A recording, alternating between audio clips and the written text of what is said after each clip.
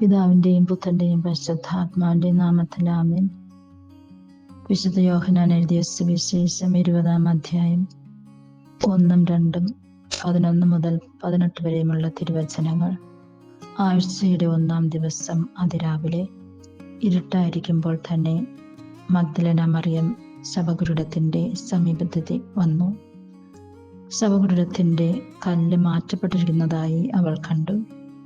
അവൾ ഉടനെ ഓടി ശിമയോൻ പത്രോസിന്റെയും യേശു സ്നേഹിച്ചിരുന്ന മറ്റേ ശിഷ്യന്റെയും അടുത്തെത്തി പറഞ്ഞു, കർത്താവിനെ അവർ കല്ലറയിൽ നിന്ന് മാറ്റിയിരിക്കുന്നു. എന്നാൽ അവനെ അവർ എവിടെ വെച്ചുവെന്ന് ഞങ്ങൾക്കറിഞ്ഞുകൂടാ. മറിയം കല്ലറയ്ക്ക് വെളിയിൽ കരഞ്ഞുകൊണ്ടു നിന്നു.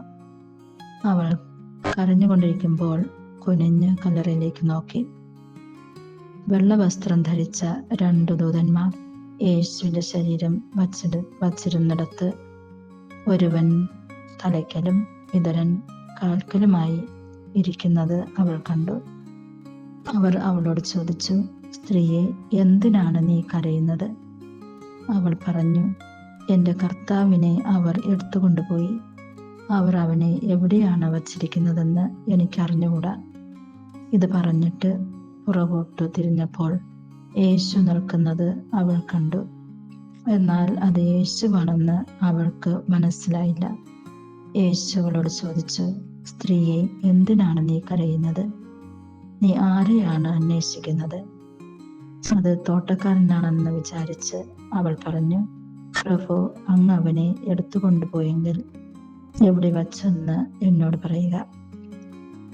ഞാൻ അവനെ എടുത്തുകൊണ്ടുപോയിക്കൊള്ളാം.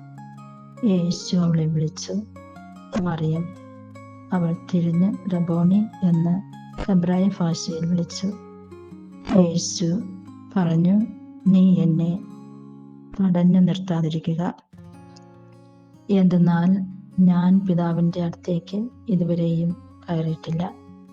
നീ എൻ്റെ സഹോദരന്മാരുടെ അടുത്ത് ചെന്ന് അവരോട്, ഞാൻ എൻ്റെ പിതാവിൻ്റെയും നിങ്ങളുടെ പിതാവിൻ്റെയും എൻ്റെ ദൈവത്തിൻ്റെയും നിങ്ങളുടെ ദൈവത്തിൻ്റെയും അടുത്തേക്ക് ആരോഹണം ചെയ്യുന്നു എന്ന് പറയുക.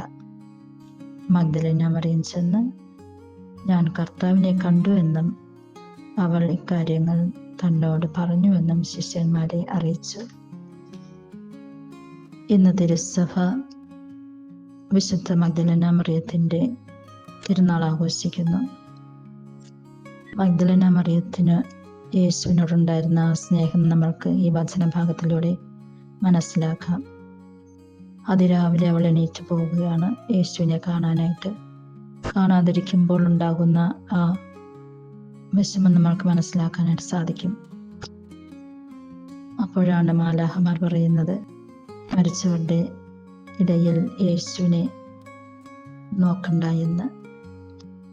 യേശു ഉയർത്തെഴുന്നേറ്റു, ഇന്നും ലോകത്തിൽ ജീവിക്കുന്നു, നമ്മളോടൊപ്പം ഉണ്ട്. നമ്മൾ അത് മനസ്സിലാക്കുന്നില്ല. ചില സമയങ്ങളിൽ, പ്രത്യേകിച്ച് നമ്മുടെ ജീവിതത്തിൽ നമ്മൾ ദുഃഖങ്ങളും പ്രയാസങ്ങളും അനുഭവിക്കുമ്പോൾ യേശു നമ്മുടെ അരികിൽ നിൽക്കുന്നത് നമ്മൾക്ക് അനുഭവിക്കാനായിട്ട് സാധിക്കാതെ പോകുന്നു. അദൃശ്യനായിട്ട് ദൈവം നമ്മെ താങ്ങുന്നുണ്ട്. നമ്മുടെ ദുഃഖങ്ങളിലും പ്രയാസങ്ങളിലും നമ്മൾക്ക് ആശ്വാസം പകരുന്നുണ്ട്. യേശുവിനെ കൂടുതലായിട്ട് നമ്മൾക്ക് സ്നേഹിക്കാം, നമ്മുടെ ജീവിതത്തിൽ അനുഭവിക്കാം. നമ്മളും യേശുവും തമ്മിലുള്ള ആ ബന്ധം മറ്റുള്ളവരുമായിട്ടും പങ്കുവയ്ക്കാം.